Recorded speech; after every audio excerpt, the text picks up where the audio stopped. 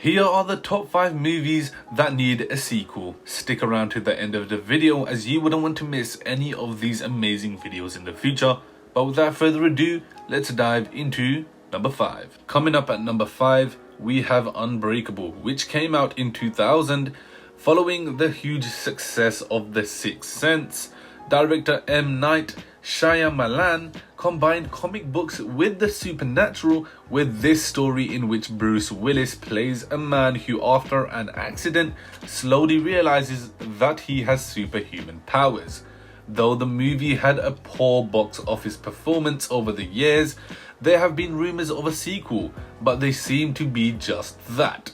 However, would be great to see Samuel L. Jackson's character from the movie, Elijah Price, aka Mr. Glass, fleshed out in a sequel as a villain. The likelihood of a sequel, well, probably not going to happen.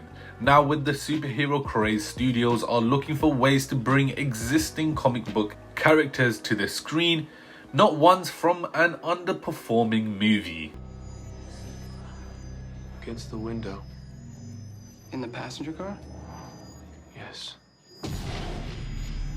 In the passenger car. Yeah. Where are the other passengers? The debris spread over 1 mile.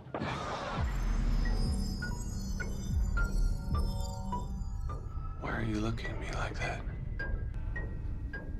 And 2, you don't have a scratch on you. Next up we have Good Will Hunting, which came out in 1997.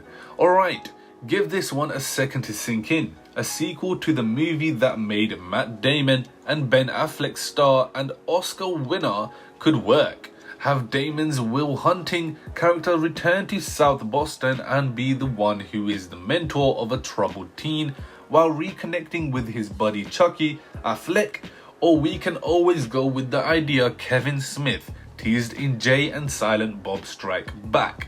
Well, the likelihood of a sequel would probably be never. Damon and Affleck are on bigger projects and heading franchises like Jason Bourne and Batman to worry about. Next up we have True Lies, which came out in 1994. Arnold Schwarzenegger playing a suave secret agent searching for a terrorist while also dealing with the idea that his wife, Jamie Lee Curtis, might be cheating on him had all the makings of a franchise. But as the years went on, director James Cameron found less interest, and then the idea finally deflated after the attacks of September 11, 2001.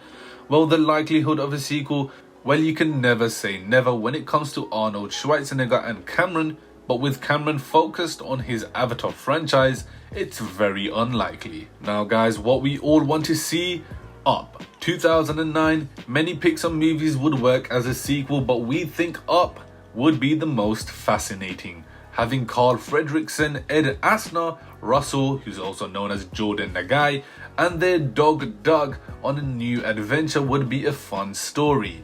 Carl's floating house is still at Paradise Falls, but I'm sure they could come up with something else Carl is attached to. The likelihood of a sequel, well, co-director Pete Docter has become a bigger name since making Up. Having done the Oscar-winning Inside Out as well, this idea might not be at the top of his pile. Next up, we have District 9, which came out in 2009. The visionary work of Neil Blomkamp became mainstream in his debut film, which starred his good friend Sharlto Copley, and one of the main draws to it was the vast universe that was created. Because of that, the interest for a sequel is very high, but where do you go from here? Do you stay with Wikus, now a fully transformed alien, or do you go to new characters? Is it a prequel? This is certainly one reason why we haven't seen a sequel yet. Well, the likelihood of a sequel will be shocked if we don't get one. Now guys, if you did enjoy the video, hit the thumbs up button and subscribe for videos like this one in the future. Turn on post notifications on, but without further ado, I'm out.